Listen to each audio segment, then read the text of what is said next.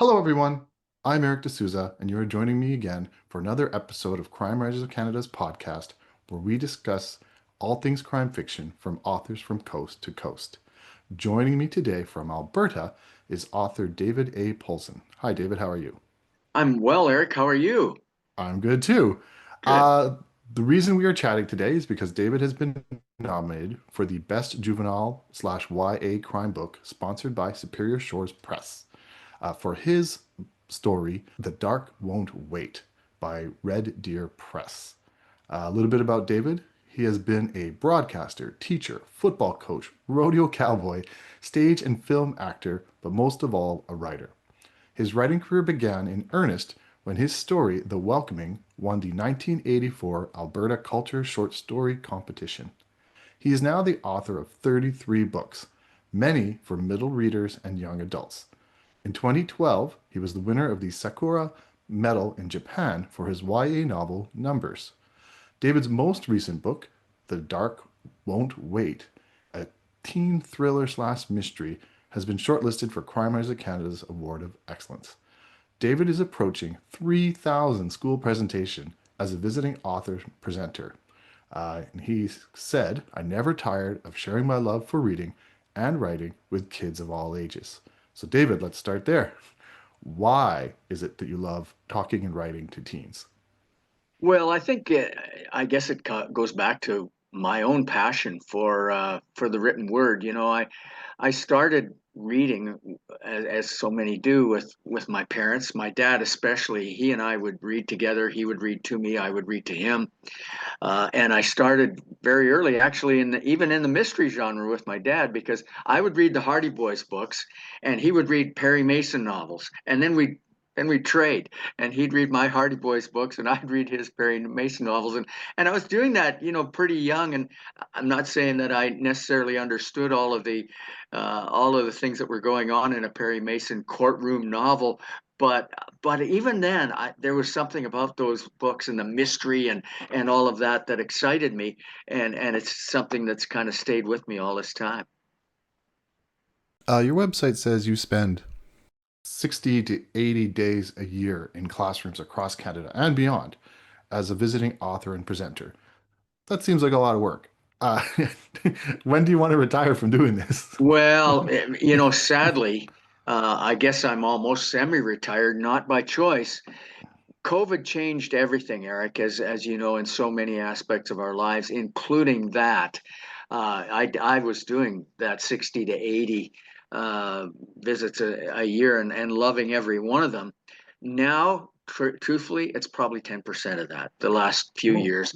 And it's just that's one of the biggest changes that I've noted in the course of my career is that, and it's so unfortunate that schools, either for budgetary reasons or for other reasons, they're reluctant maybe to have authors come to schools nearly as much as we used to, and it's something I really miss. I was in a really cool school just last week, and kind of reminded me of just how much I love doing it and how much the kids love it as well.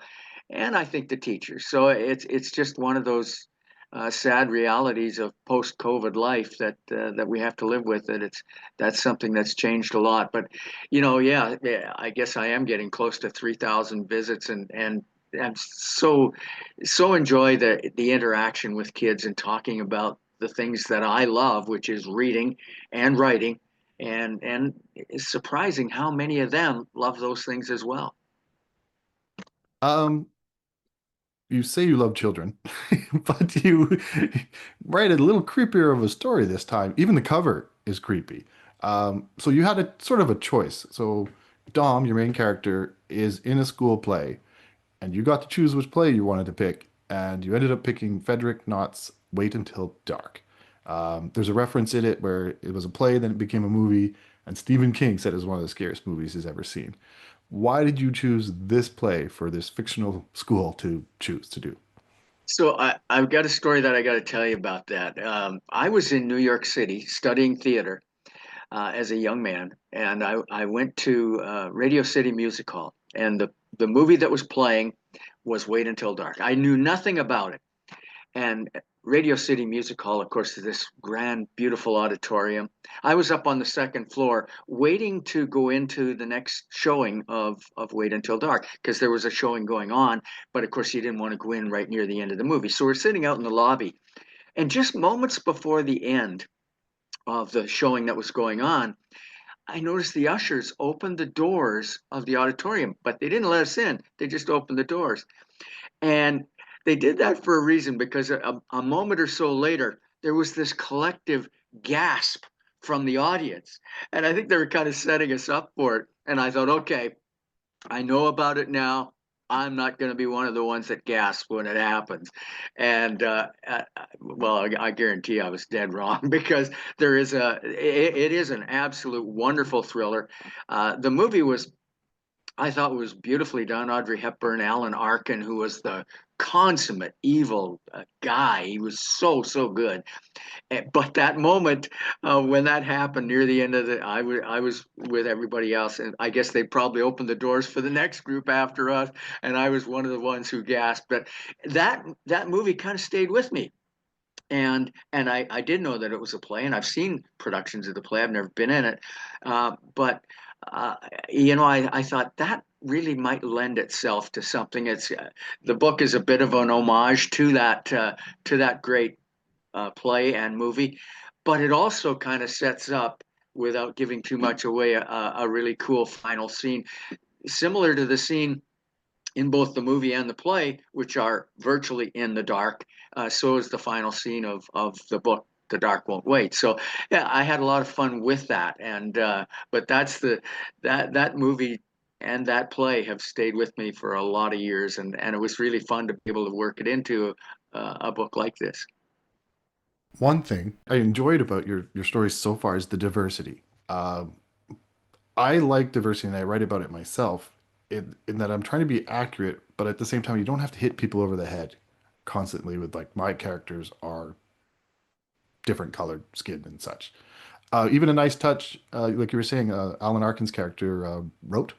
Uh, the teacher decided to switch it for a female character, and even Dom was impressed. So it's just knocking down barriers. Um, but is this something that's important for you? Well, I think it is, and I mean, we go back to when I go into schools all across Canada and beyond Canada as well. But especially, I think about the Canadian schools that I go into and the diversity within the classroom.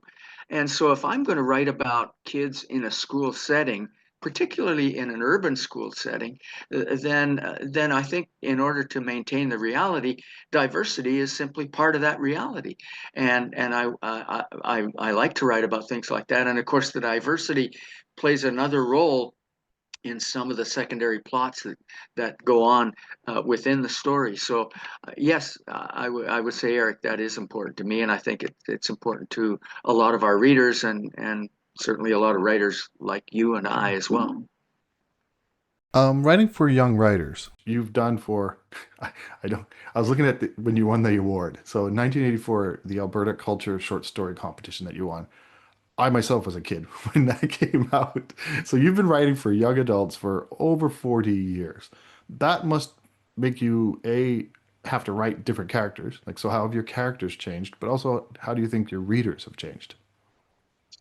Well, yeah, that's a really good question. First of all, the diversity that we just alluded to, that of course is very different today than it was 40 years ago when there wasn't a very diverse audience in a lot of schools, especially in Western Canada, it seems like, and that's changed over the course of time. So that's one of the important changes. The other one that I think plays a role in this book is that when I was a kid, uh, I loved, as I alluded to a few minutes ago, I love mysteries. I love thrillers and murder mysteries and all of that. And my dad and I read them together.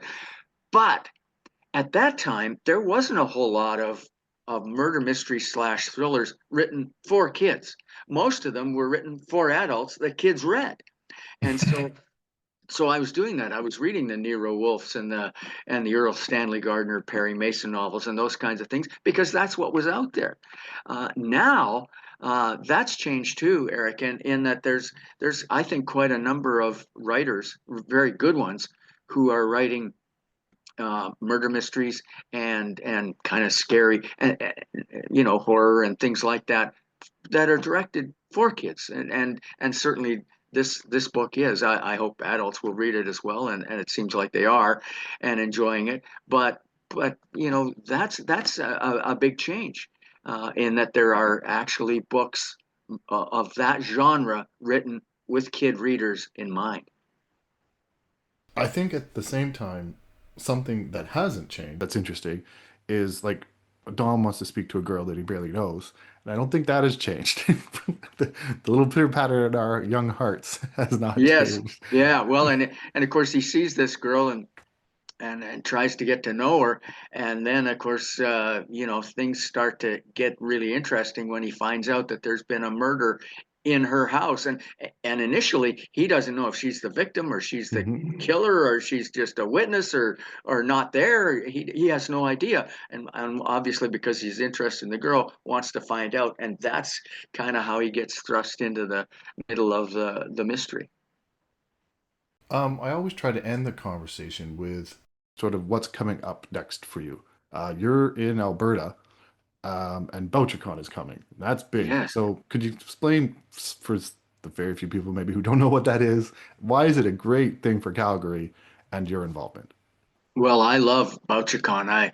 The first BoucherCon I went to actually was in Toronto a few years ago, and I just was so amazed at the tremendous amount of terrific talent, both on the writer side and even the readers are amazing, and the audience that we got to interact with at BoucherCon in Toronto, and it's going to be the same thing in Calgary. It's just one of the great literary conferences, and of course it travels all over.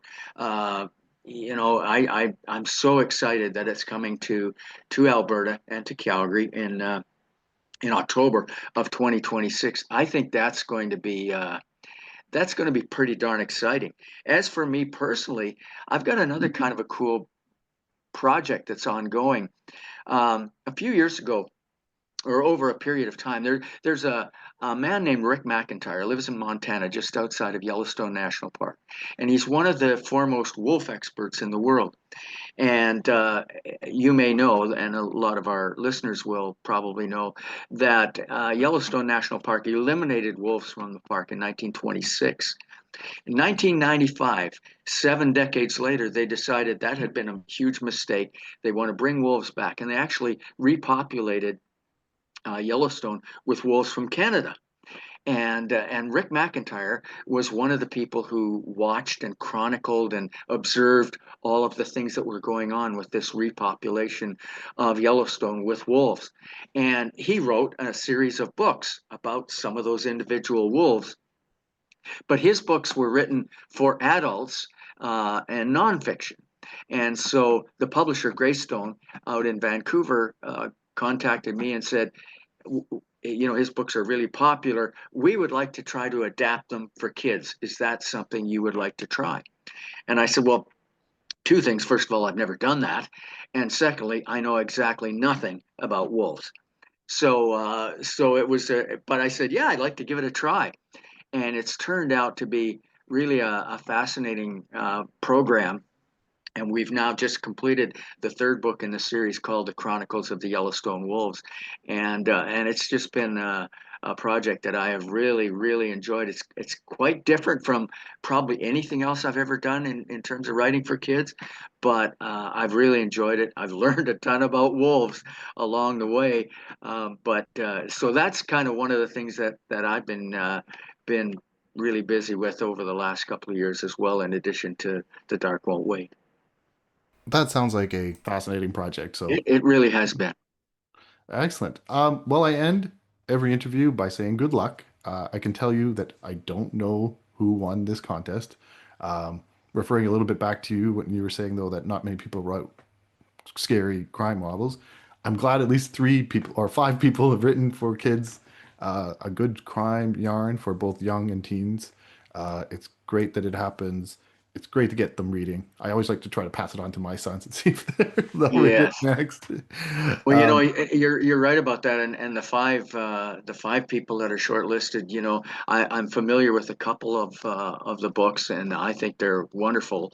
But I'm sure that all the other four writers, just knowing what I know, I suspect that their books are very, very good. So just to be included in that group means a whole lot to me, and I wish all of them success as well. So, but thank you for that, Eric. I appreciate the kind words.